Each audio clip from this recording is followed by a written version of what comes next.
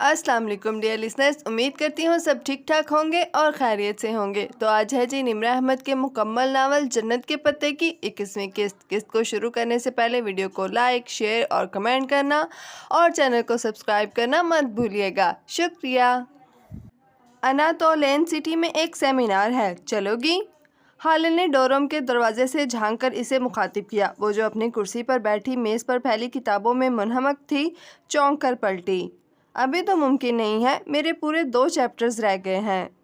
हया ने सफ़े आगे पलट कर देखा और फिर नफ़ी में गर्दन हिलाई। कार में पढ़ लेना, किताब साथ ले चलो। इतना ज़रूरी है क्या? तुम पछताओगी नहीं, लिख कर रख लो। हाले मिस्र थी सो इसने किताब साथ रख ली, पजल बॉक्स भी बैग में डाल लिया और भुनी मूंगफली का पैकेट जो कल ही दिया स्टोर से लाई थी हाथ में पकड़ लिया। कपड़े ठीक हैं। इसने गर्दन झुकाकर सुबह के पहने लिबास को देखा, ग्रे स्कर्ट के साथ लाइम ग्रीन ब्लाउज और ऊपर ग्रे स्कार्फ जो अभी अभी पिनअप किया था। हाँ ठीक है, चलो। हाले ने पर्स और चाबी संभाली। ये इसका खुशकिस्मत दिन था कि आज इसके पास कार थी। वो सेमिनार होटल के जिस हॉल में था, वो हॉल सबसे ऊपर वाले फ्लोर पर था। इसकी 2 मतवाजी दीवारें ग्लास की बनी थी। हॉल खचाखच भरा था, लड़कियां, औरतें और बेहद मुअम्मर खवातीन।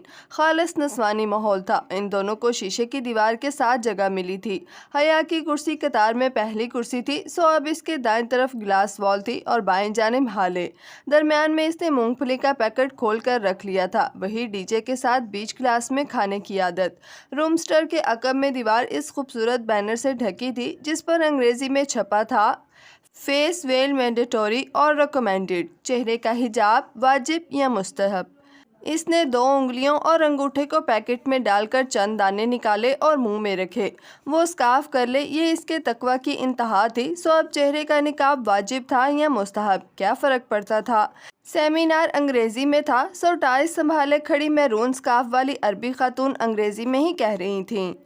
वाजिब वो चीज़ होती है जो करें तो सवाब, ना करें तो गुनाह है, जबकि मुस्तहब वो काम है जो करें तो सवाब मगर ना करने पर गुनाह नहीं है। अब इस बात पे तो सब राज़ी हैं कि लड़कियों का सर और जिस्म ढांकना वाजिब है, लेकिन क्या चेहरा भी ढांकना लाजिम है? हया के दाएं जानिब गिलास वॉल पर एकदम से कोई परिंदा आ टकराया था। वो चौंकी। वो नन्ही सी चिड़िया थी जो शीशे से टकरा कर नीचे गिर गई थी। जब मैं कहती हूँ कि चेहरा ढांकना वाजिब नहीं है, सिर्फ मुस्तहब है, तो इसकी वजह वो हदीस है कि जब हज़रत अस्मा बिनते अबू बकर रसूलुल्लाह सल्लल्लाहु अलैहि वसल्लम के पास आईं और इनका लिबास ज़रा बारीक था, तो रसूलुल्लाह सल्लल्लाहु अलैहि वसल्लम ने फरमाया कि ए अस्मा, जब लड़की जवान हो जाती है तो सिवाय इस और इसके चेहरे और हाथों की तरफ इशारा करके कुछ नज़र नहीं आना चाहिए। इससे ज़ाहिर होता है कि चेहरा खुला रहने पर गुनाह नहीं होता। गिरी हुई चिड़िया अब संभल कर फर्श पर भुदक रही थी। चंद एक बार इसने शीशे की दीवार पर पंजे मारकर चढ़ने की कोशिश की मगर नाकाम रही।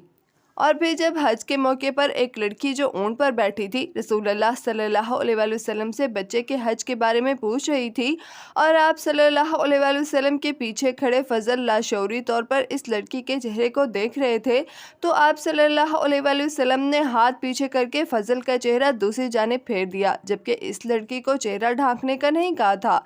दूसरी तरफ आप सल्लल्लाहु अलैहि वसल्लम के ज़माने में अज़वाजे मुतहरात और सहाबियात जो हिजाब ओढ़ती थी वो मुस्तहब के दर्जे का था, वाजिब का नहीं। सो जो आयत सूरत नूर में है वो अपनी जीनतें छुपाएं, सिवाय इसके कि जो खुद जाहिर हो जाए, तो वो जो खुद जाहिर हो जाए में सुरमा, अंगूठी वगैरह के साथ चेहरा भी शामिल है।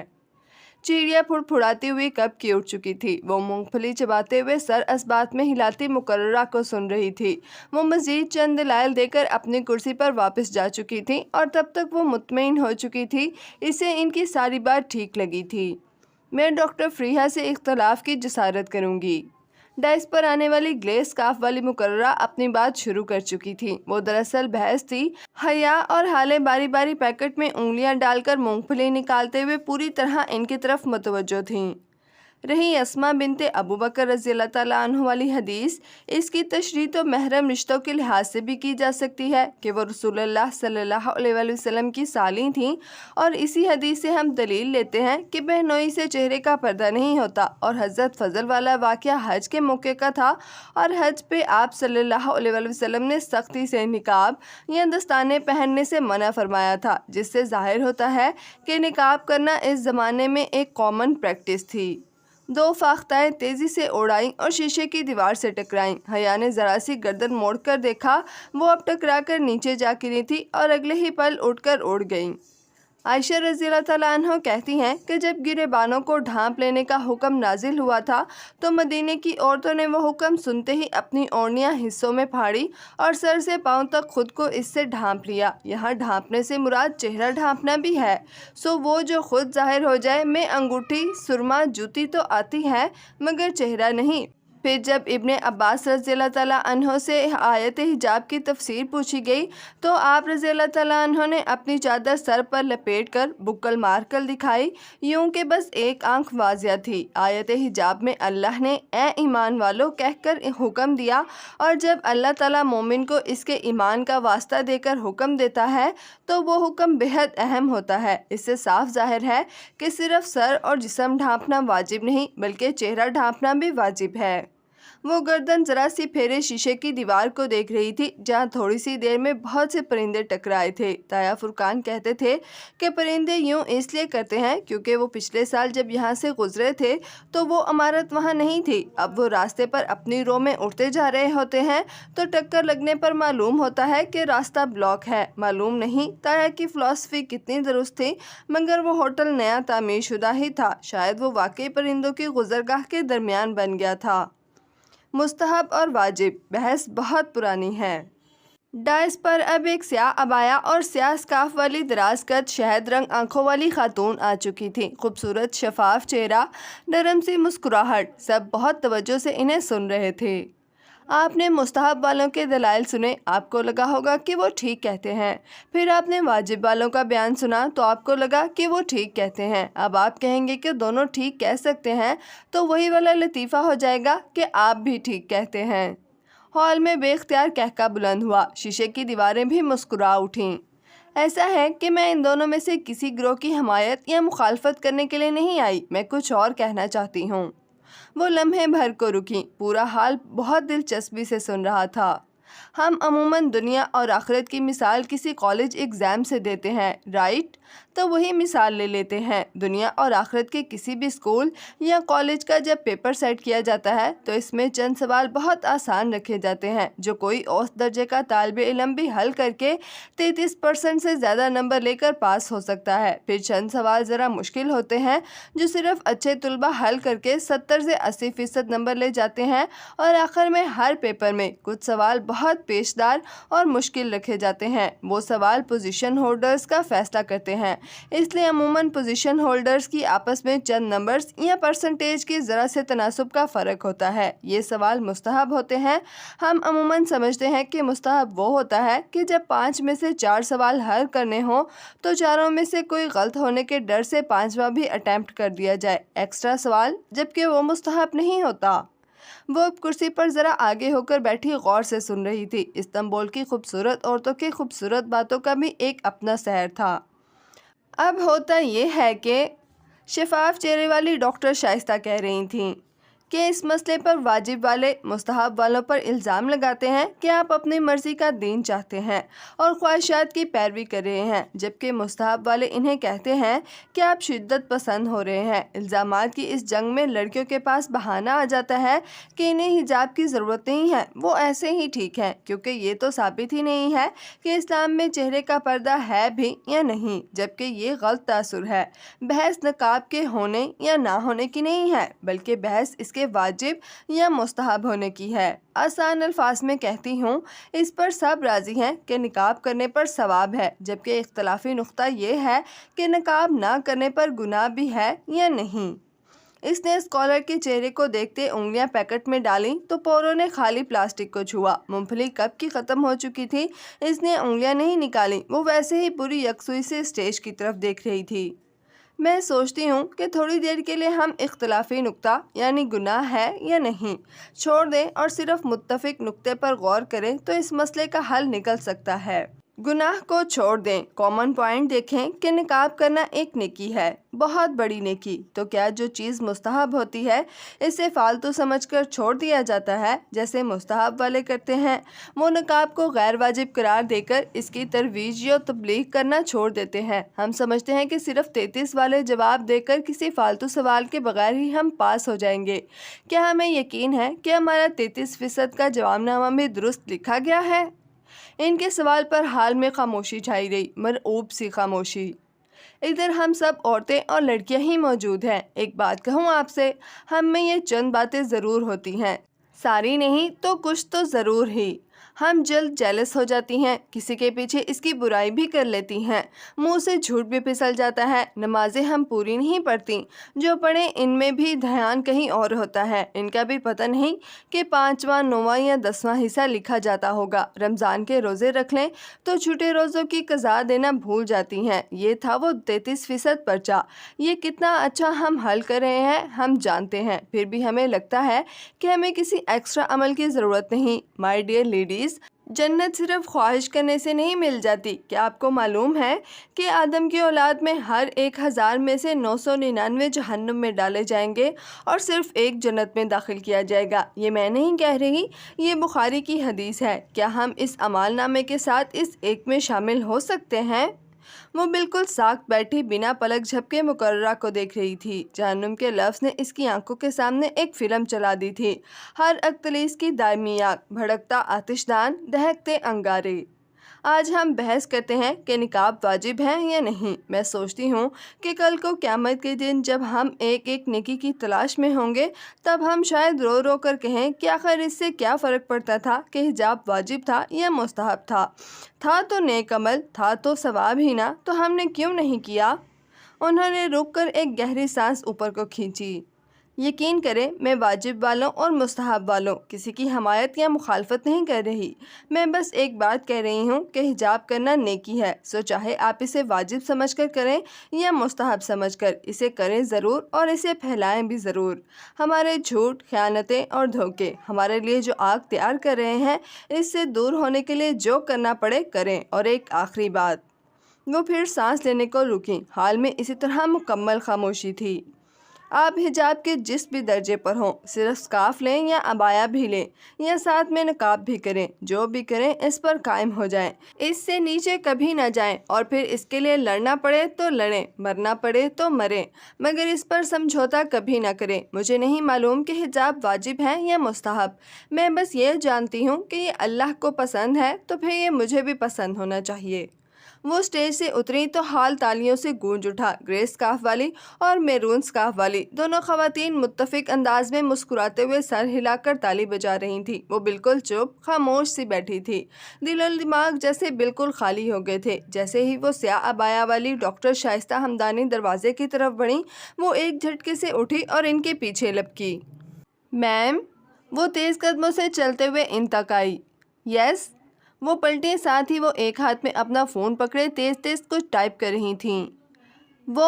میں بھی کرنا چاہتی ہوں نقاب، مگر اس کے سمجھ میں نہیں آ رہا تھا کہ وہ کیسے اپنی بات سمجھائے۔ مگر میں کیسے کروں؟ بہت آسان۔ ڈاکٹر شائستہ نے موبائل بیگ میں ڈالا اور پھر آگے بڑھ کے اس کے سکارف کا سامنے کو گرا دایاں تکونا پلو اٹھایا، اسے پہلے بائیں گال کے ساتھ سکارف کے حالے میں اڑیسا، پھر کچھ حصہ بائیں گال کے اس طرف اڑیسا، یوں کہ اس کے چہرے کو ایک نفیس سے نقاب نے ڈھانپ دیا۔ بس اتنی سی بات تھی۔ مسکرا کر کندھوں کو ذرا سی جنبش دے کر وہ موبائل نکالنے کے لیے پرس کھنگالتے ہوئے پلٹ گئیں۔ اتنی سی بات تھی۔ وہ اپنی جگہ منجمد سی کھڑی رہ گئی۔ بس اتنی سی بات تھی۔ اس کا نہ سانس گھٹا، نہ دل تنگ ہوا، نہ ہی نگاہوں کے سامنے اندھیرا جایا، سب ویسا ہی تھا، بس اتنی سی بات تھی۔ اناتولیا کے بازار میں چہل قدمی کرتے، گورسل کی نشست سے کھڑکی سے باہر دیکھتے، سبانجی کے کیمپس میں واپس بس سے اترتے، ہر جگہ اس نے لوگوں کو، دیواروں کو، مناظر کو کھوجنے کی صحیح کی۔ کیا کوئی فرق پڑا تھا؟ مگر اسے احساس ہوا کہ سب ویسا ہی تھا۔ اس میں ہمت نہیں تھی کہ وہ ڈاکٹر شائستہ کا پہنایا گیا نقاب اتار سکتی، سو وہ استنبول میں اسی نقاب کے ساتھ لمحے بتاتی رہی، پر کہیں کوئی گھٹن، کوئی تنگی نہ تھی۔ انسان دنیا اپنی آنکھوں سے دیکھتا ہے، نہ کہ رخسار، ناک، تھوڑی یا پیشانی سے، سو ان کے ڈھپے ہونے کے باوجود مناظر وہی رہتے ہیں۔ پھر کیسی پریشانی، لیکن پھر بھی اسے عجیب سی خفت محسوس ہو رہی تھی، باوجود اس کے کہ حالے کا انداز ویسا ہی تھا جیسا پہلے تھا۔ ڈورم کی سیڑھیاں چڑھتے ہوئے اسے حسین اور معتصم اترتے دکھائی دیے۔ حسین بس لمحے بھر کو ٹھٹکا تھا، پھر دونوں مسکرا کر سلام کرتے نیچے اتر گئے۔ سب پہلے جیسا ہی تھا۔ اے نبی صلی اللہ علیہ وآلہ وسلم، آپ کہہ دیں اپنی بیویوں سے اور اپنی بیٹیوں سے اور اہل ایمان کی عورتوں سے کہ وہ اپنے اوپر اپنی چادریں لٹکا لیا کریں تاکہ وہ پہچان لی جائیں اور وہ ستائی نہ جائیں۔ بے شک اللہ بخشنے والا مہربان ہے۔ وہ اپنی کرسی پر بیٹھی کتاب پر جھکی، ذہنی طور پر ابھی تک اسی ہال میں تھی جہاں شیشے کی دیواروں سے پرندے ٹکرا جایا کرتے تھے۔ جب واپسی کے وقت پس منظر میں کسی نے یہ آیت چلا دی تھی تو وہ اس کے ٹرانس سے باہر ہی نہ آ سکی۔ اسے لگا وہ کبھی اس کے اثر سے نہیں نکل سکے گی۔ لمحے بھر میں اس کی سمجھ میں آ گیا تھا کہ وہ آج تک حجاب یا نقاب کیوں نہیں پہن سکی تھی، باوجود اس کے کہ تایا ابا اور رحیل بھی اسے بہت تاکید کرتے تھے۔ وہ یہ نہیں کر سکی اس لیے کیونکہ انہوں نے ہمیشہ اپنی کہی، کبھی اللہ کی بات سنائی ہی نہیں۔ جبر کی طرح اپنی بات مسلط کرنی چاہی، اور اکثر باپ بھائی یہی تو کرتے ہیں، اپنی ہی کہتے رہتے ہیں، پھر شکایت کرتے ہیں کہ بچیاں مانتی کیوں نہیں ہیں۔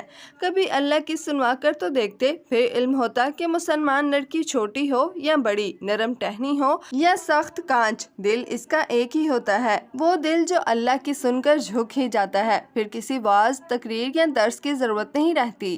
ایک آیت زندگی بدل دیتی ہے، بس ایک آیت۔ بیوک ادا کے ساحل پر لہریں پتھروں سے سر پٹک رہی تھیں۔ ان کا شور اس اونچے سفید کیسر عثمانی کے اندر تک سنائی دے رہا تھا۔ محل اندھیرے میں ڈوبا تھا، راہداریاں تاریک تھیں، صرف دوسری منزل کی اسٹڈی میں نیم روشنی سی چھائی تھی۔ اندر ایک مدھم سا بلب جل رہا تھا، یا پھر میز پر کھلا پڑا عبد الرحمن کا لیپ ٹاپ۔ البتہ وہ اسکرین کی طرف متوجہ نہیں تھا، وہ ریوالونگ چیئر کی پشت پر سر گرائے سوچتی نگاہوں سے چھت کو دیکھ رہا تھا۔ اس کی دونوں سونے کی انگوٹھیاں اور موٹے فریم کے گلاسز میز پر لیپ ٹاپ کے ساتھ رکھے تھے۔ بے خیالی میں اس نے ہاتھ بڑھا کر سگریٹ کی ڈبیا اٹھائی، اسے دیکھا اور پھر ذرا کوفت سے واپس میز پر پھینک دیا۔ اس سگریٹ نوشی سے اسے چھٹکارا لے لینا چاہیے تھا اب تک، بلکہ اور بھی بہت سی چیزوں سے۔ اس نے آنکھیں بند کر لی اور انگلیوں سے کن پٹیوں کو دھیرے دھیرے مسلنے لگا۔ اس کے سر میں کافی دیر سے درد تھا، شاید بہت سوچنے کے باعث اعصابی دباؤ۔ اس نے نفی میں سر جھٹکا۔ اس کے اعصاب بہت مضبوط تھے اور وہ کبھی بھی اس قسم کے دباؤ سے نہیں ہار سکتا۔ اس نے خود کو یقین دلایا۔ ویسے بھی سب کچھ ٹھیک ہو رہا تھا، ہر شے حسب منشا جا رہی تھی۔ جو تاش کے پتوں کا گھر اس نے بنا رکھا تھا وہ اپنے آخری مرحلے میں تھا، کامیابی بہت نزدیک تھی۔ جو وہ چاہتا تھا سب ویسے ہی ہو رہا تھا، مگر اب اسے زیادہ توانائی اور زیادہ احتیاط کی ضرورت تھی۔ پچھلی دفعہ کھیل آخری مرحلے میں بگڑ گیا تھا، ہر شے دھب سے اس پر آ گری تھی، اور وہ بھی اس دوست کے طفیل۔ دوست دھوکہ دے، اس سے بڑھ کر تکلیف دہ شے کوئی نہیں ہوتی۔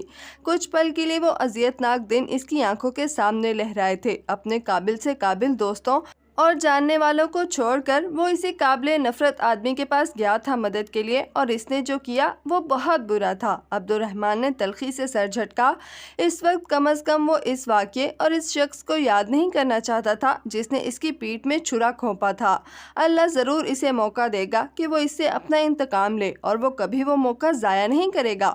اس نے قسم کھا رکھی تھی، مگر اس وقت اسے وہ سب بھلا کر ان موقع پر توجہ مرکوز رکھنی تھی جو اس کے سامنے تھے۔ عبد الرحمن کبھی موقعوں کا انتظار نہیں کیا کرتا تھا، اس نے موقع ہمیشہ خود پیدا کیے تھے اور پھر اپنے کام نکلوائے تھے۔ اب بھی وہ یہی کر رہا تھا، مگر اس سب سے پہلے اسے اس چھوٹے سے مسئلے کو پایہ تکمیل تک پہنچانا تھا جو 4-5 ماہ قبل اس نے خود کھڑا کیا تھا۔ گو کہ ہر چیز ویسے نہیں ہوئی تھی جیسے اس نے سوچا تھا۔ بڑی غلطی ہوئی اس سے ہاشم پر اعتبار کر کے، مگر پھر بھی اس سب کا اختتام ویسے ہی ہوگا جیسے اس نے سوچا تھا، جیسے اس نے پلان کیا تھا، جیسے دیمت فردوس نے مشورہ دیا تھا۔ ایک اتفاقیہ موقع اسے مزید پیدا کرنا تھا۔ اس نے میز پر رکھا اپنا فون اٹھایا اور فون بک کھولی۔ وہ نمبرز کبھی لوگوں کے اصل نام سے محفوظ نہیں کیا کرتا تھا، وہ نمبر بھی اس نے ایکسچینج اسٹوڈنٹ کے نام سے محفوظ کر رکھا تھا۔ کچھ سوچتے ہوئے وہ اس نمبر پر میسج لکھنے لگا۔ 26 मई से बांजी में इम्तिहानात का मौसम छा गया। इस कठिन मौसम को 9 जून तक जारी रहना था। टॉक्सिम का मुजस्मा, इस्तकलाल जदेसी के चक्कर, जवाहिर की शॉपिंग और पजल बॉक्स की पहेलियां, इसे सब भूल गया था। अदलार में रुकने के बायस होने वाला नुकसान तो वो पूरा कर चुकी थी, मगर यहाँ सिर्फ पास नहीं होना था बल्कि डिस्टिंक्शन लेनी थी। इसका रिजल्ट बुरा हुआ तो पाकिस्तानी एक्सचेंज स्टूडेंट की नाकामी होगी, और रिजल्ट अच्छा आया तो पाकिस्तानी एक्सचेंज स्टूडेंट की कामयाबी होगी। वो हया सुलेमान को भुलाकर सिर्फ और सिर्फ पाकिस्तानी एक्सचेंज स्टूडेंट्स रह गई थी। 31 मई की सुबह इस्तांबुल पर किसी कहर की तरह नाजिल हुई थी। वो रात देर तक पढ़ने के बाद फजर के करीब सोई थी कि आज छुट्टी थी, मगर सुबह ही सुबह हाले किसी आंधी तूफान की तरह डोरम में भागती आई थी। हया, हया उठो! वो हाले के ज़ोर ज़ोर से पुकारने पर हड़बड़ा कर उठ बैठी। क्या हुआ? नीचे अपने बंक की सीढ़ियों के साथ खड़ी हाले की हवास बाख्ता चेहरे को देखकर इसका दिल जैसे किसी ने मुट्ठी में ले लिया। वो लहाफ फेंककर तेजी से नीचे उतरी। हया! हाले की आंखें झलकने को बेताब थीं। हया ने बेख्तियार इसके हाथ पकड़े जो सर्द हो रहे थे। हाले! हया, फ्रीडम फ्लोटेला जो गज़ा जा रहा था, इसे रोक दिया गया है। इसराइल ने इस पर अटैक कर दिया है। पता नहीं कितने फ़लस्तीनी और तुर्क मारे जा चुके हैं। अल्लाह! इसने बेख्तियार दिल पर हाथ रखा। मगर वो ऐसा कैसे कर सकते हैं? इन बहरी जहाज़ों में तो खुराक थी, दवाइयाँ थीं। वो कहते हैं कि इनमें असलहा था और दहशतगर्द भी। फिर इन्हें पूछने वाला कौन है? खुदाया, मोतसम वगैरह तो कितने परेशान होंगे। इनके तो दोस्त भी थे मुसाफिर ब्रदर जहाज़ में। इसे बेख्तियार याद आया, हमें इनके पास जाना चाहिए। चलो जल्दी करो। इसने जल्दी जल्दी बाल जूड़े में लपेटे और फिर लिबास बदलकर स्कार्फ लपेटकर और नकाब नफासत से सेट करके वो हाले के साथ बाहर आ गई। कॉमन रूम के रास्ते में इसने मोबाइल चेक किया तो इधर रात के किसी एक पहर तुर्क मोबाइल नंबर से पैगाम आया हुआ था। मेरे पास आपके लिए एक सरप्राइज़ है। ARP। जहन्नुम में जाए ARP। वो इस वक्त इस परेशानी में ARP के सरप्राइज़ के बारे में कहाँ सोचती। कॉमन रूम में 5 फ़लस्तीनी लड़के चुपचाप बैठे थे। मेज़ पर लैपटॉप्स खुले पड़े थे और मोबाइल हाथों में लिए वो सब अपडेट्स के मुंतज़िर थे। इनके चेहरे देखे तो वो अफसोस के सारे अल्फाज भूल गई। इसकी समझ में नहीं आया कि वो क्या कहे। वो और हाले खामोशी से एक कोने में बैठ गईं। I am so sorry मोतसम। इसके कहने पर मोतसम ने नज़र उठाकर इसे देखा, हल्की सी फीकी मुस्कुराहट के साथ सर को जंबिश दी और दोबारा अपने जूतों को देखने लगा। वो इसकी तकलीफ़ महसूस कर सकती थी, बल्कि नहीं, वो कैसे महसूस कर सकती थी सिवाय इसके कि वो खुद को इनकी जगह पर रखे। वो तसव्वुर करे।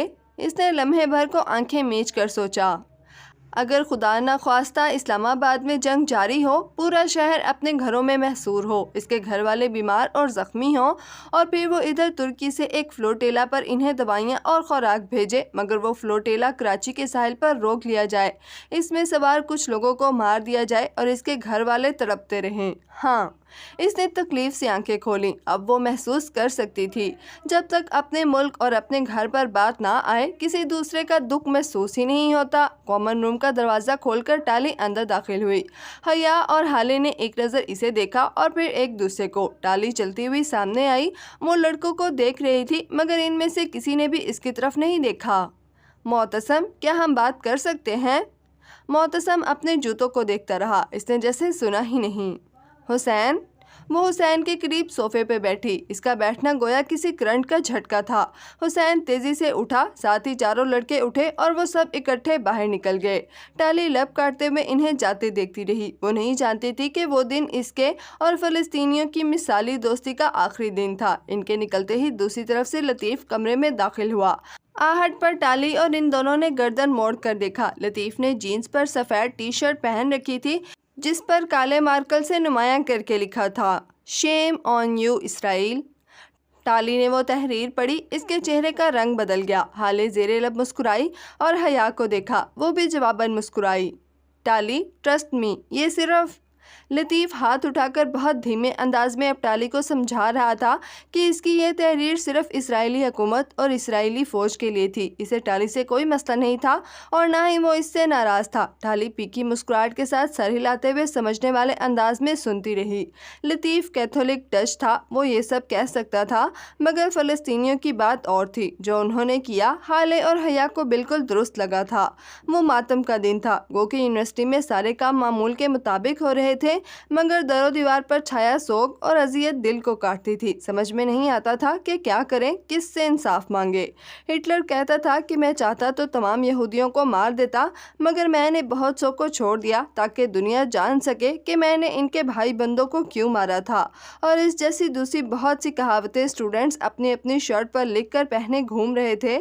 وہ اور حالے بھی سارا دن سناٹے میں ڈوبی راہداریوں میں بے مقصد چلتی رہی تھیں۔ پاکستان میں اپنے لاؤنج میں بیٹھے ریموٹ پکڑے ٹی وی پر فریڈم فلوٹیلا کی خبر دیکھنا اور افسوس کر کے چینل بدل دینا اور بات تھی، مگر ترکی میں رہ کر اس ساری اذیت و تکلیف کا حصہ بننا دوسری بات تھی۔ وہ اینکر پرسن طلعت حسین کا شو کبھی بھی نہیں دیکھتی تھی، مگر یہ بات کہ وہ بھی ان سینکڑوں لوگوں کے ساتھ قید تھے بہت دل دکھا دینے والا تھا۔ وہ 6 جہاز تھے، 3 کارگو اور 3 مسافر برادر، یہ سب مختلف جگہوں سے آ کر مرمرہ میں ایک مقام پر اکٹھے ہوئے تھے۔ وہاں سے یہ پورا فلوٹیلا غزہ کی جانب گامزن ہوا تھا تاکہ غزہ کے مسحورین کو امداد پہنچا سکے۔ جب فلوٹیلا غزہ کے قریب پہنچا تو اسرائیلی فوج نے جہازوں پر حملہ کر دیا، کتنے ہی لوگ شہید کر دیے گئے اور باقی سب قید۔ دوپہر میں وہ اور حالے باہر سپانجی کے کیفے کے فوارے کے ساتھ کرسیوں پر بیٹھیں، چارٹس اور پلے کارڈز بنا رہی تھیں۔ انہوں نے سنا تھا کہ پورا استنبول سڑکوں پر نکل آیا تھا۔ سپانجی شہر میں نہیں بلکہ دور مضافات میں واقع تھی، سو ان کا ارادہ بھی آج جا کر اس احتجاج میں شامل ہونے کا تھا۔ مئی کی آخر کی دھوپ فوارے کے پانی سے ابل رہی تھی، وہ کوہنیاں میز پر ٹکائے سر جھکائے پوسٹر میں رنگ کر رہی تھی۔ اسکارف کے ایک پلو سے نفاست سے کیا گیا نقاب اس کے چہرے کا حصہ بن گیا تھا۔ صرف بڑی بڑی سیاہ آنکھیں نظر آتی تھیں جو پہلے سے زیادہ سنجیدہ ہو گئی تھیں۔ انسان ایک ہی دریا میں 2 مرتبہ نہیں اتر سکتا۔ وہ بھی اب وہ پہلے والی حیا سلیمان نہیں رہی تھی جو 4 ماہ قبل ترکی آئی تھی۔ وہ آہستہ آہستہ نامحسوس طریقے سے بدلتی جا رہی تھی۔